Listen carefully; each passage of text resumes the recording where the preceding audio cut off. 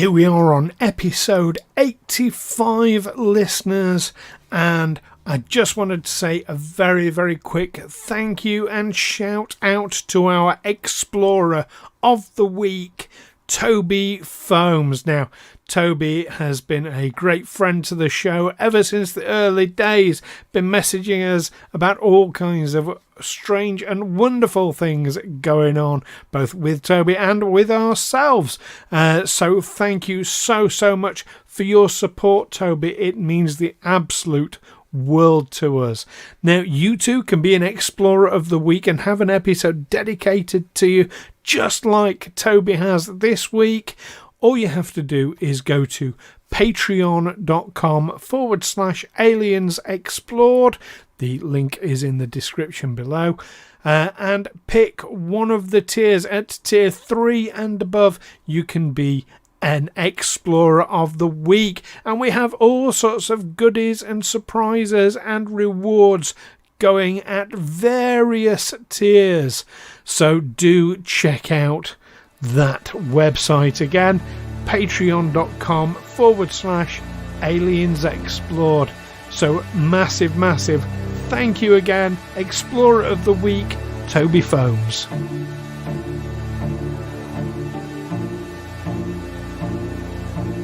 Aliens Explored is a podcast exploring famous and obscure cases of UFO sightings, alien abductions and other strange events from both a believing and a sceptical perspective, whilst keeping an open mind. I'm Stu Jackson, a professional actor and amateur ufologist with a particular interest in the crop circle phenomenon. I'll be debating that otherworldly visitations are real. The truth is out there. And I'm Neil Kelly. I'm a professional actor as well and used to work for the military as an intelligence analyst. I'll be arguing from a more doubtful point of view. I mean, it's all a bit far-fetched, isn't it? Neil and I have discussed some really strange things over the course of doing this podcast, but what is it about anal probing that seems to capture the imagination of the media so fervently? Quick word of warning, this week's episode does include discussions around sexual assault that some listeners may find distressing. But join myself and Neil here on Aliens Explored as we discuss the phenomenon of anal probing. Hello listeners and welcome again to Aliens Explored, your weekly look at all things strange and aerial and unidentified. I'm one of your hosts, Neil Kelly. And I'm your other host, Stu Jackson. Wasn't sure what you call us presenters. I was going to say presenters, and I thought, should I say presenters? Are we presenters? Are we hosts? Should I say hosts? You'd think. Well, I pulled you up on it last time, didn't I? You did. Yeah, this is episode 85, so you'd think I'd have got the hang of it by now, but no. Sometimes you just go blank. Fresh. You go blank sometimes, don't you? Think, wait a minute, should I be saying that all the time? All the time, mate. I go blank a lot. How have you been keeping? It's been a little while since we've chatted. It has really, hasn't it? Yeah. I've been keeping well, thanks. You had your daughter over for a visit, didn't you? Daughter and partner and my new grandson. Well, not new, not brand new. He's over a year old now. It's new to you. New to me. Yeah, it's it's the third time I've seen him.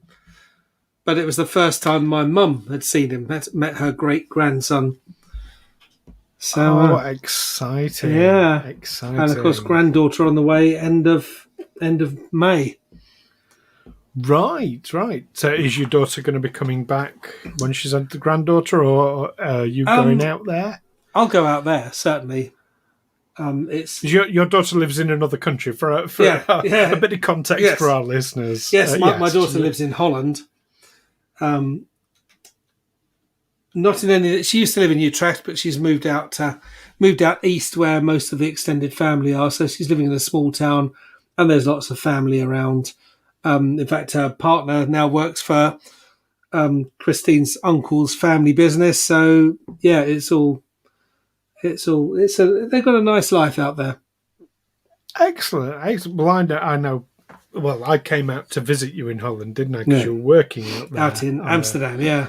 Which is... on a job. And I thought it was I'd not been before. Oh, It really? was an absolutely lovely country. You First time I'd you ever certainly been. took to it.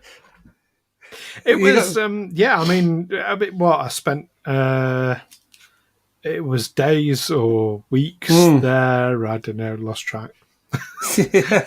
No, that's not. So I'm making a little joke there. No, I'm not a partaker of the devil's leaf. No, I used to. They're trying to restrict that in Holland. I mean, they're trying to restrict all sorts of things. So they've got quite a conservative mayor, and they're fed up with all these foreigners coming in and buying drugs. I don't know why they'd be fed up with that. They've got drugs for sale. But well, I mean, is it taxed?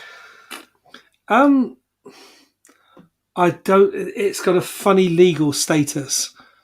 I mean, the shops are allowed to sell it, but they're not allowed to buy it. So there's an illegal side to they're selling it legally, but there's also an illegal aspect to it. It's strange. Okay, that's it. Or maybe it's a case of like the whole Brits abroad thing. People, because they can't get it over here, they go over there, have far too much of it because suddenly I can have it, kind of thing, and then basically cause problems. So certainly Brits do go a bit wild in Amsterdam. The permissiveness of the place and the free availability of drugs and sex and all sorts of other things, and where they've come from England, where not so much anymore, but pubs would close fairly early, and well, 11 o'clock's not early when you get to my age. No, but when you're a young lad and suddenly, well, actually, what I experienced as a young lad going abroad was, I mean, you're used to being in England, maybe in some parts of America as well. I don't know, but you're drinking in a pub and you're just drinking and drinking and drinking. And eventually someone will tell you to stop. It comes to 10:30, 11 o'clock and it's last orders, drinking up time. Haven't you got homes to go to? Come on, drink up, clear off. You're used to that.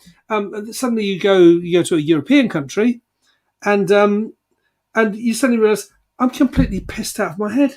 I'm completely drunk, and it's 2 o'clock in the morning. Why didn't someone tell me to stop drinking? I've been necking it since 7:30. No self-control. Yeah, that's what it is. When the rules are very strict, you don't need self-control because self-control is kind of redundant because you just don't need it. Well, we've allegedly, and we've had it for some years now. It's now like 24 hours. Pubs can open all day, all night, kind of thing. But most pubs still shut at 11, in my experience. Yeah, I think it's how long is it worth? I mean, they've got to earn a living. Why stay open for hours when there's hardly anyone around, or there's just or all you're going to have is drunks and trouble? Well, why don't we just close it and say, we're not going to make any money out of this. We're just going to have a whole lot of aggro. And then with COVID, and let's not go into that. Drink responsibly, listeners. I know that in America, a lot of our American listeners will identify they have very, very strong, very strict drinking laws. That the drinking age in a lot of states is 21, and if you're anywhere between 21 and 30, you've got to.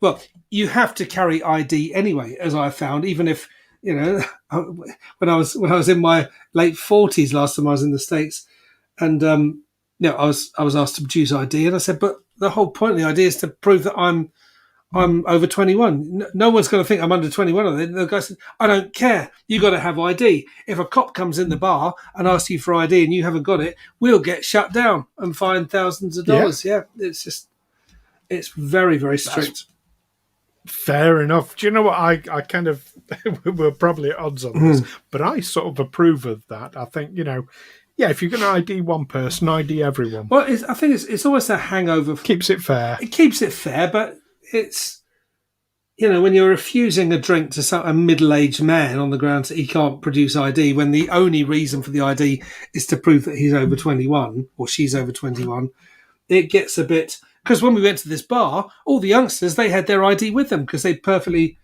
expected to be asked to produce ID. All us older ones thought, well, why would we need ID? You can see where no one's gonna doubt it. I remember once asking someone about why drinking laws were so strict in the States, and he said, well, kids can buy a gun. They're going to own a gun when they're 15, and we don't want drunk teenagers running around with guns.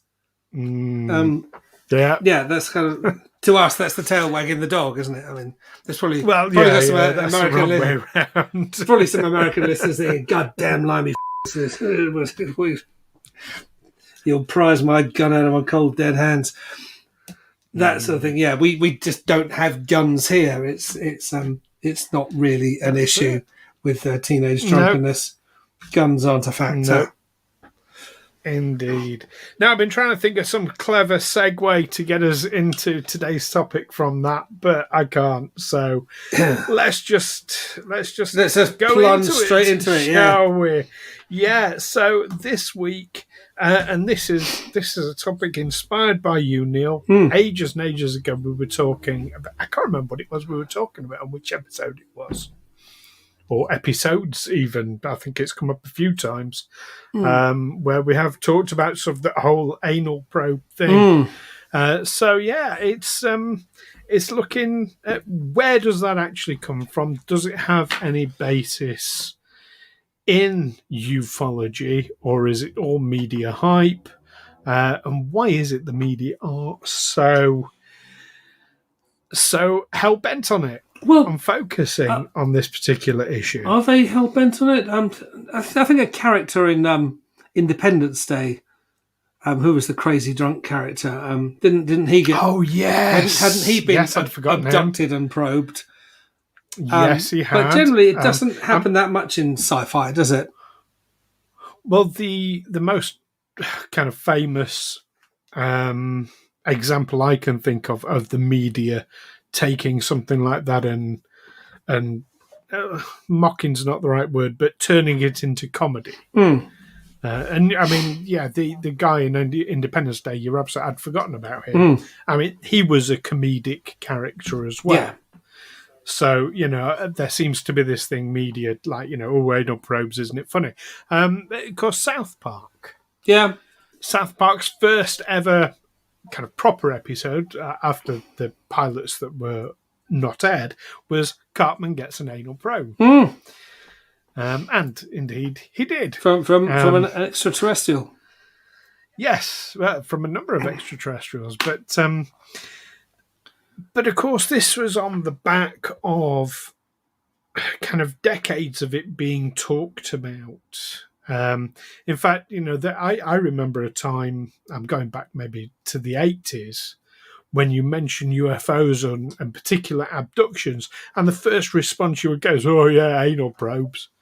Yeah. It's like there was this automatic correlation there. I mean, it obviously struck a chord when whoever came up with it the first time.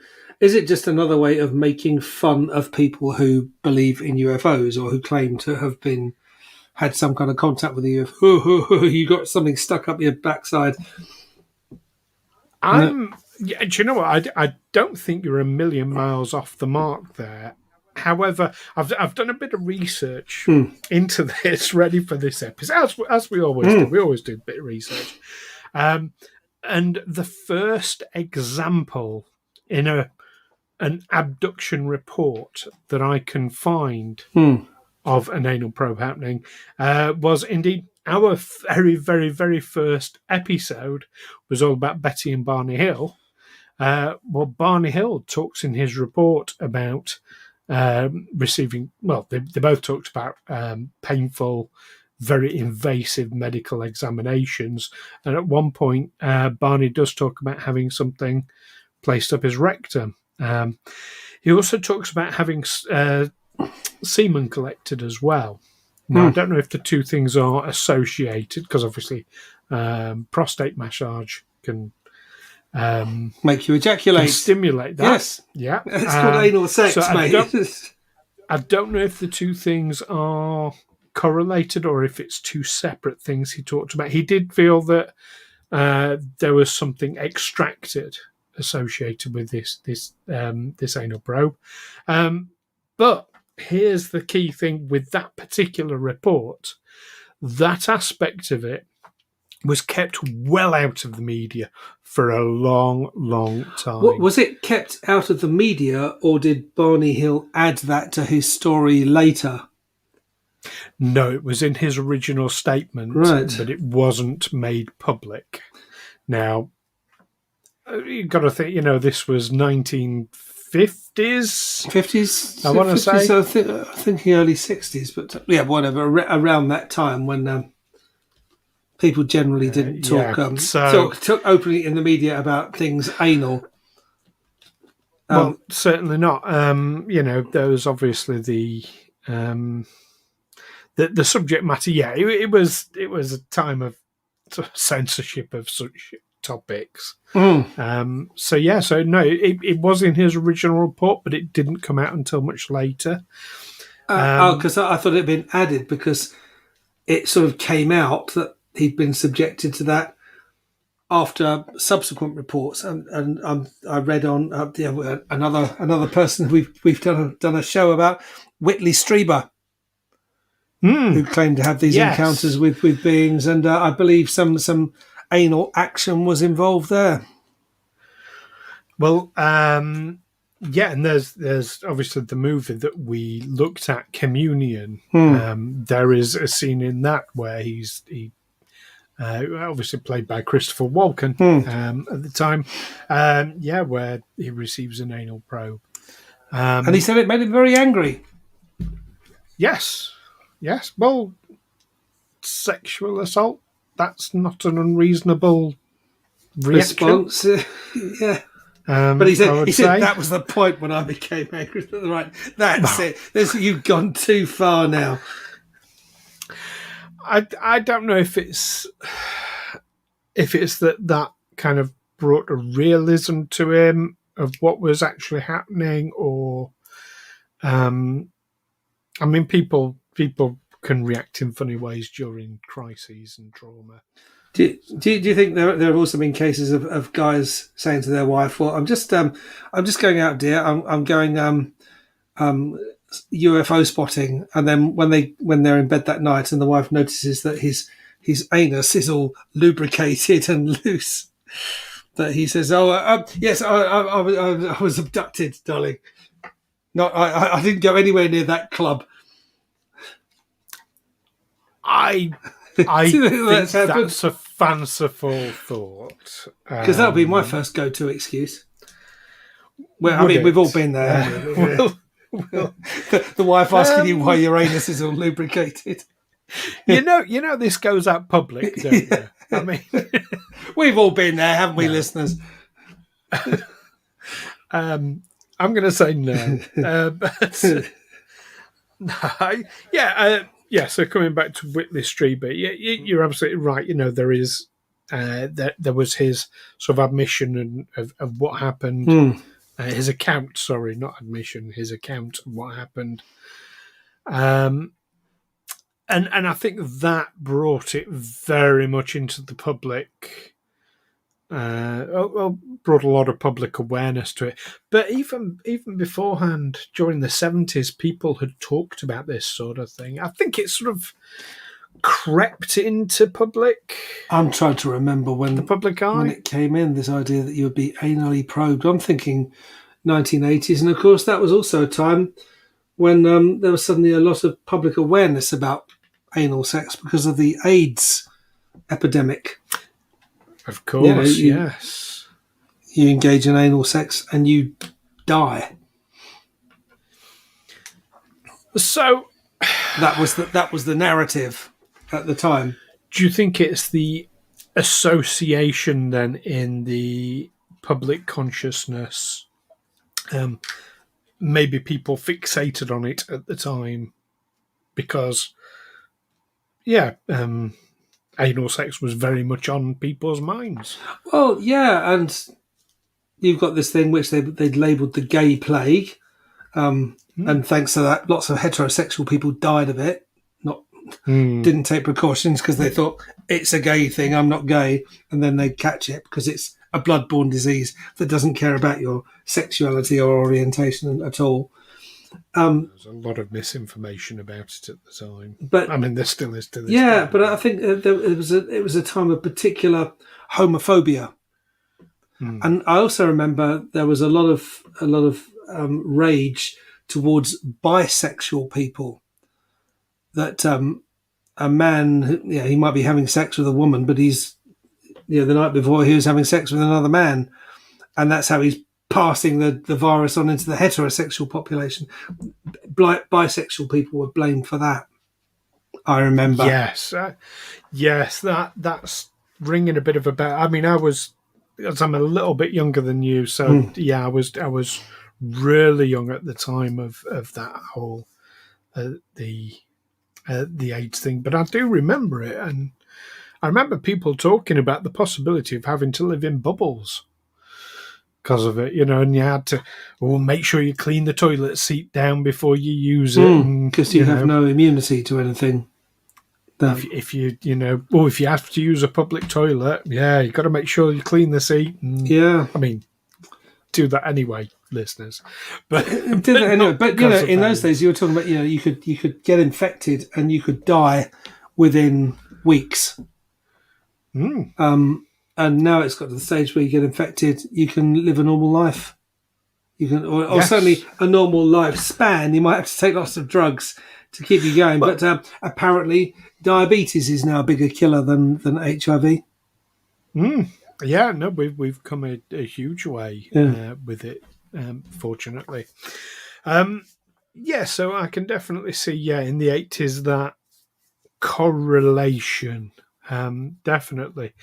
But it does seem to me that there are lots of independent reports when people talk about, having been abducted, having been taken aboard spacecraft and experimented on or given invasive medical exams. It does seem to be a regular theme, not in every case, but in enough.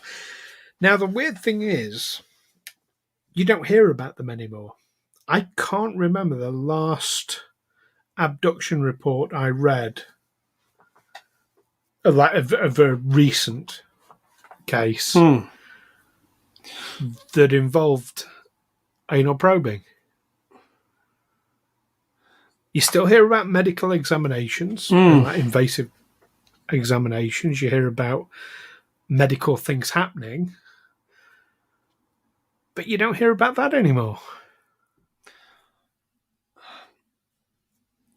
Yeah, I do just wonder if it was a particular zeitgeist that people talked about it because it was...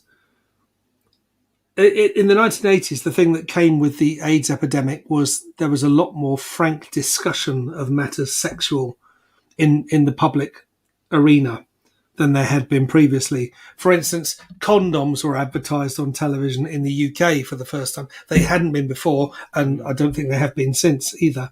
But there were far more frank conversations about it. So maybe the more people wanted to talk about anal probes. Nowadays, maybe they just said, well, I didn't bother to mention it because I assume you took it as read. I'm struggling with that concept because people will talk about, they prodded my arms and chest. Well, that's quite an inane thing to talk about by comparison.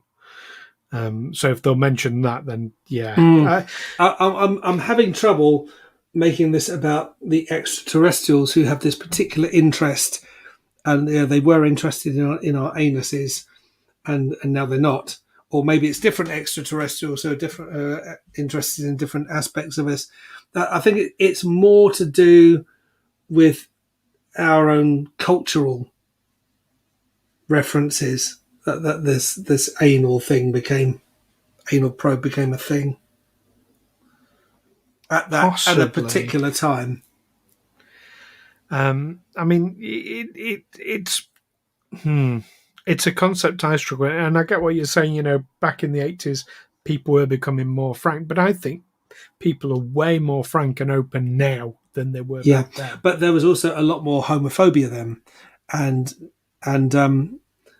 they would make homophobic jokes about people who claimed to have been abducted. Oh, did you have an anal probe? Did you enjoy it? All that, and people wouldn't be so inclined to do that now because they don't want to come across as a homophobe. Well, that's more of a reason for people not to talk about it in the 80s, where they would come forward now. No, they would talk about it in the 80s because they're making fun of you. They're making a homophobic joke about the fact that you're claiming to have been abducted. I'm talking about the victims. No, I'm talking about who the victims tell, and that's what I'm saying. The victims will victims say, of abduction. Yeah, they say I was abducted by an alien, and immediately the establishment or their peers turn around and say, "Oh, did you have an anal probe then?" Yeah, but there were a lot of people, and would make fun of them. And it seems to be a strange disconnect. There were a lot of people coming forward in the 80s saying that had happened to them.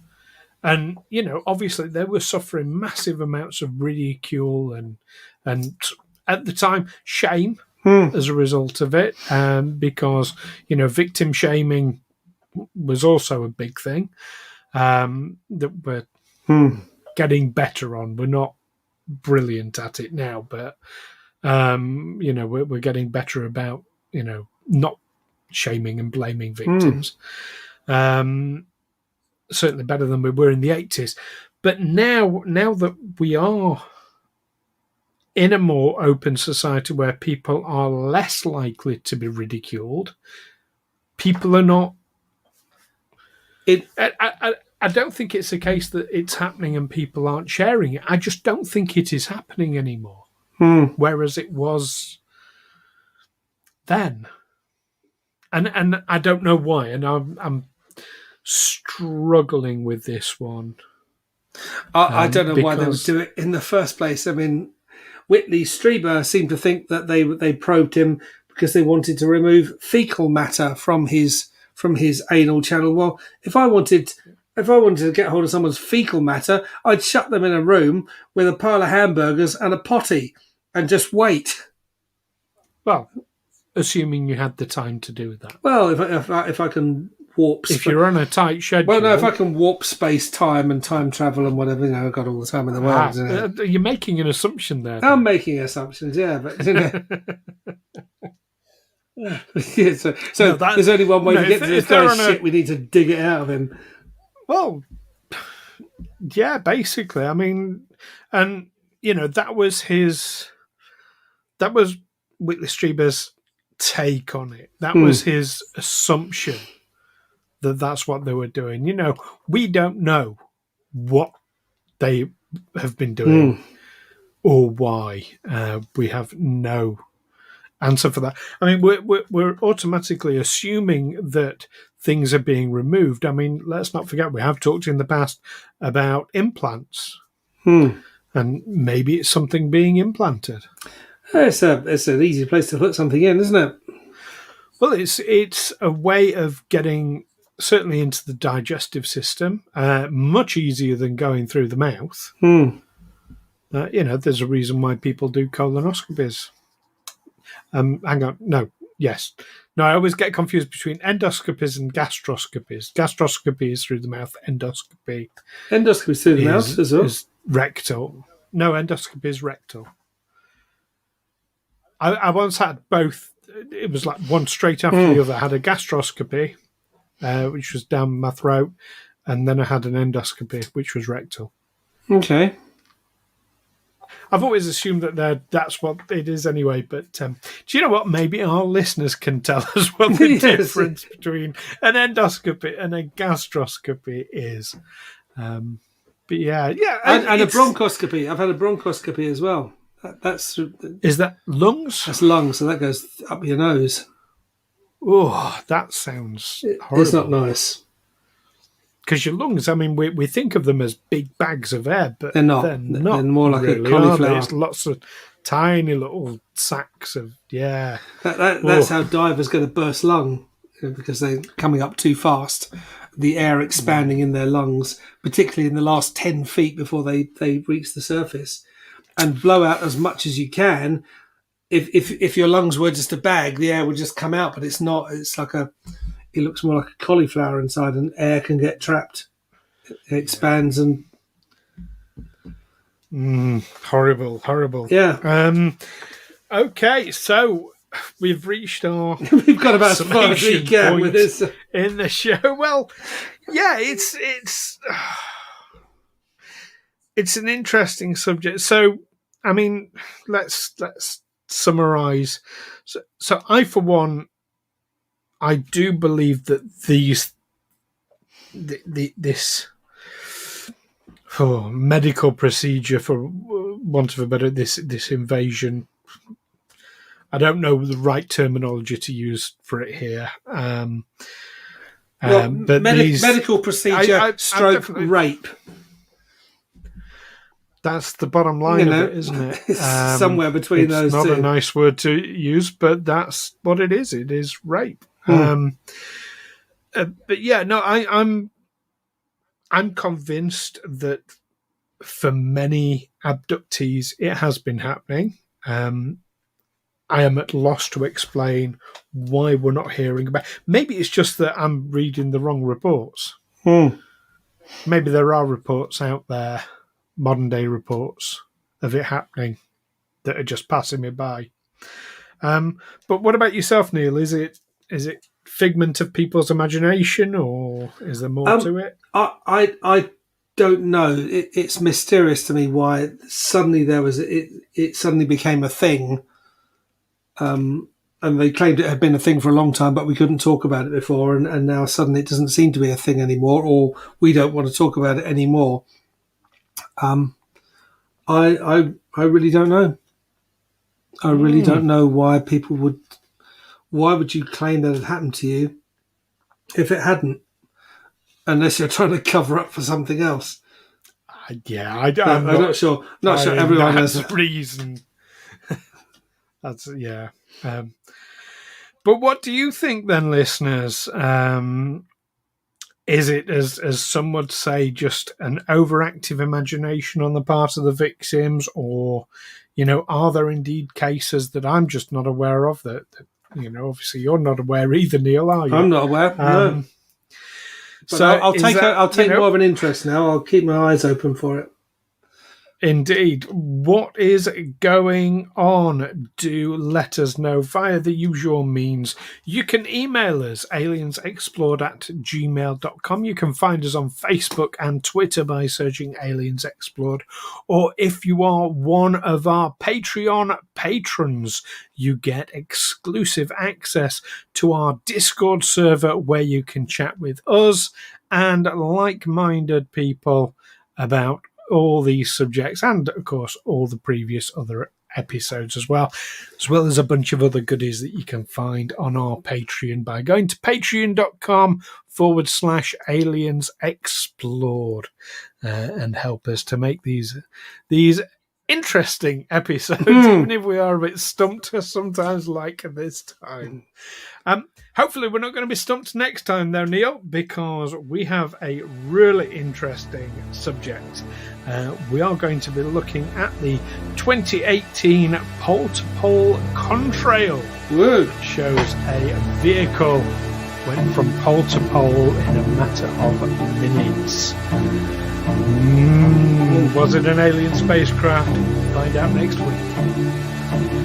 In the meantime, keep watching those invasive procedures and the skies. Catch you next time. Take care for now. Bye.